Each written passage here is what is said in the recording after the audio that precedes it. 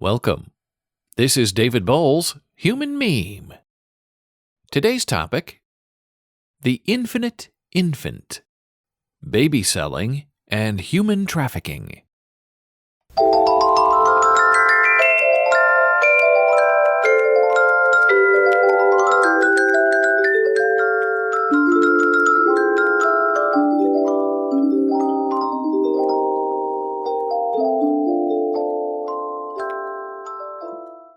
Today, I'm going to tell you a story. A horrible story that is not based in fact or even fiction. This story is based only on observation and unholy speculation. No, this isn't a scientific study. This is not qualitative discovery. There is no quantitative data to be had. This is the most dangerous kind of rumor-mongering. But sometimes the truth hides in the hideous details. And it took me about 5 years to figure out what I believe is going on. And you are going to tell me if my instincts are right or not. And you're going to tell me what can be done about it. Or not, if nothing. We have neighbors from India. Every 6 months, they travel back to India and stay for a month. And then, when they return to America, they bring back their parents or extended family for a long 6-month stay in the USA, and they visit before they head back to India 6 months later and swap out family members again. And even though there are probably 6 people at a time living in their tiny apartment, they are quiet, they do not speak to anyone, they keep everything on the lowdown. Except when their friends visit and they leave all their shoes in the hallway to block the everyday freedom of the hallway. Sad. Then, one day, we noticed the young couple had a new baby. And this baby grew and appeared to have behavioral problems. And the kid started wearing a helmet. Then, one day, we noticed that child with the helmet was gone. And a new infant was part of the family. But the wife, the mother of the child with the helmet, had never been pregnant. Then, one day, a bit later, that new infant, that did not come from a pregnancy, suddenly became a 4-year-old child, and that child was wild and ran in the hallway. Later, we noticed a different young child was in the same couple's stroller. And the loud kid who ran around was no longer in their family. Aha. And so on. It appears this family is somehow, for some reason, swapping out children and infants. Is it some sort of odd infantilization fetish? Or are they sneaking kids into the country and then shipping them off to other places in America?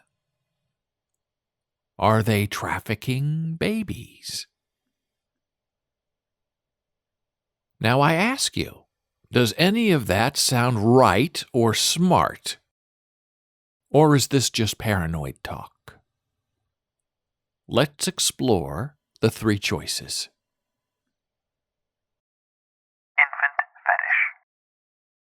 I don't even know what infant fetish means exactly, and I think I made up the term.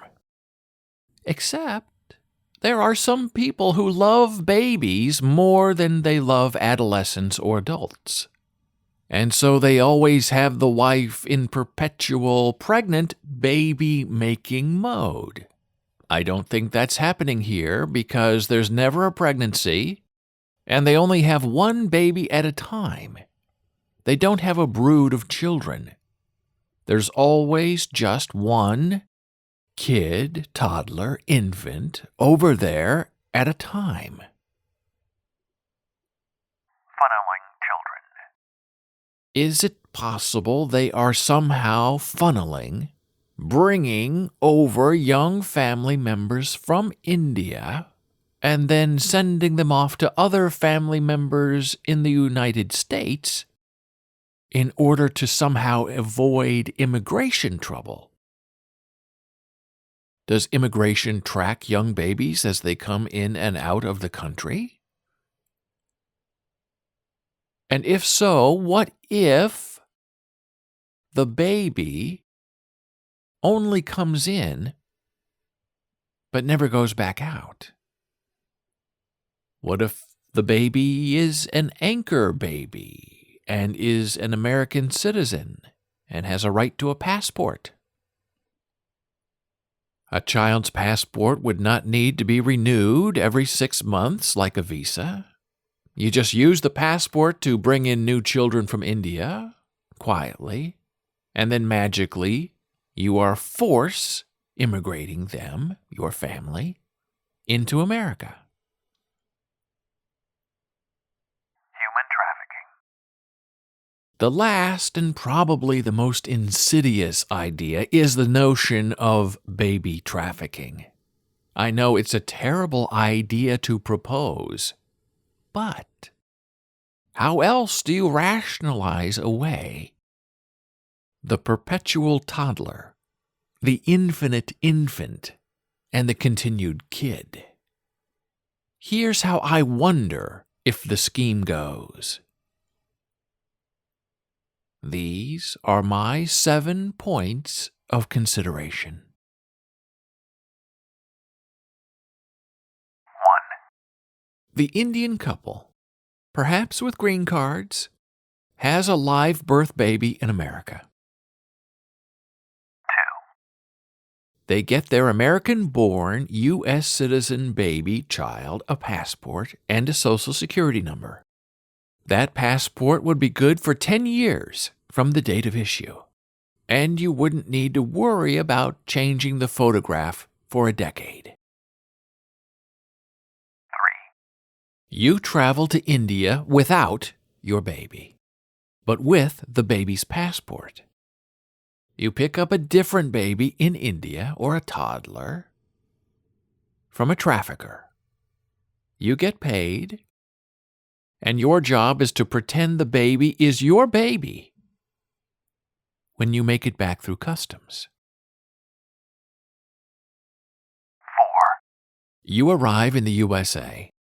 The new baby or toddler lives with you for a few months or weeks to get acclimated and to push off suspicion. And then that child is handed over to the buyer who lives in America. 5. Rinse and repeat for the next 10 years. 6. Now, to your neighbors, you appear to always have a child, but that child mysteriously never ages beyond the scan of a few years, because you keep swapping out new babies and kids and toddlers for those you get in India and bring back into the United States of America. 7.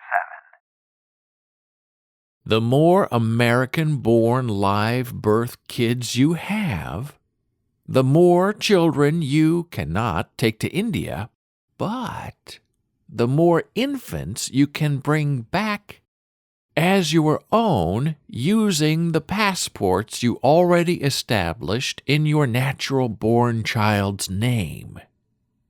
Nobody does DNA checks on babies or toddlers at the customs line.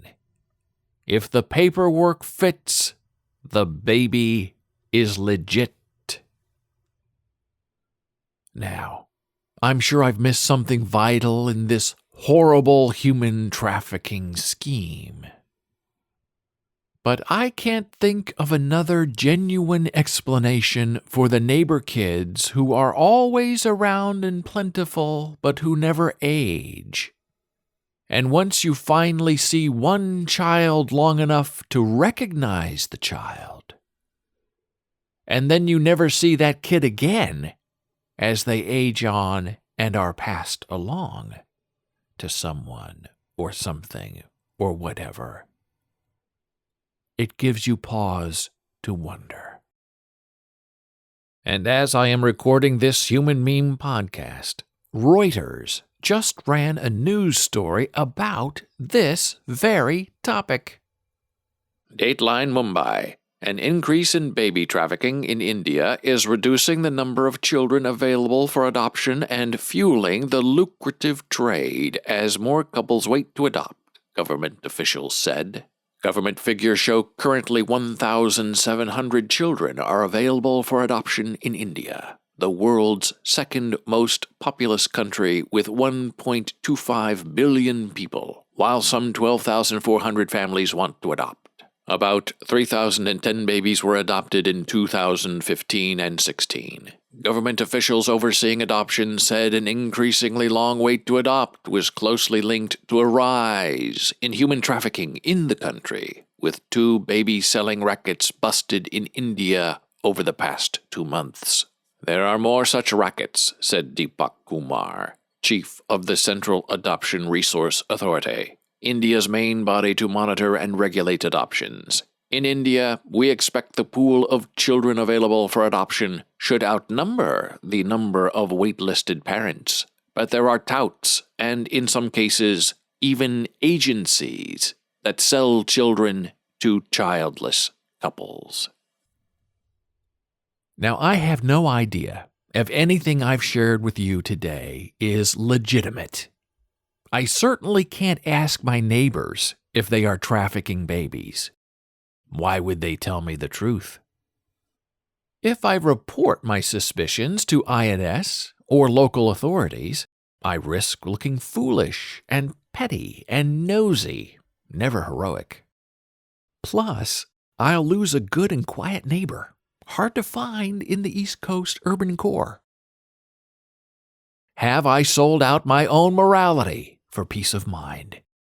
Am I part of the corruption scheme by standing here wondering something and not actually acting on instinct?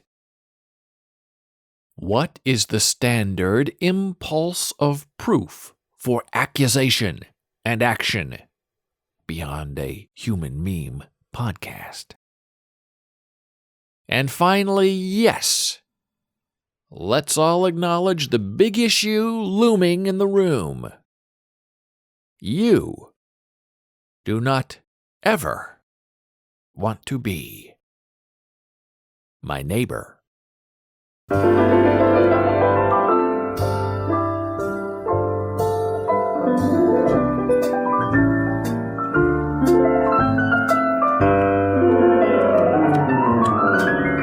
It's a beautiful day in this neighborhood, a beautiful day for a neighbor. Would you be mine? Could you be mine? It's a neighborly day in this beauty wood, a neighborly day for beauty. Would you be mine? Could you be mine? I have always wanted to have a neighbor just like you. I've always wanted to live in a neighborhood with you, so let's make the most of this beautiful day. Since we're together, we might as well say, would you be mine? Could you be mine? Won't you be my neighbor? Won't you please? Won't you please? Please won't you be my neighbor? My neighbor? I'm glad we're together again. Thank you for listening. Be a Human Meme.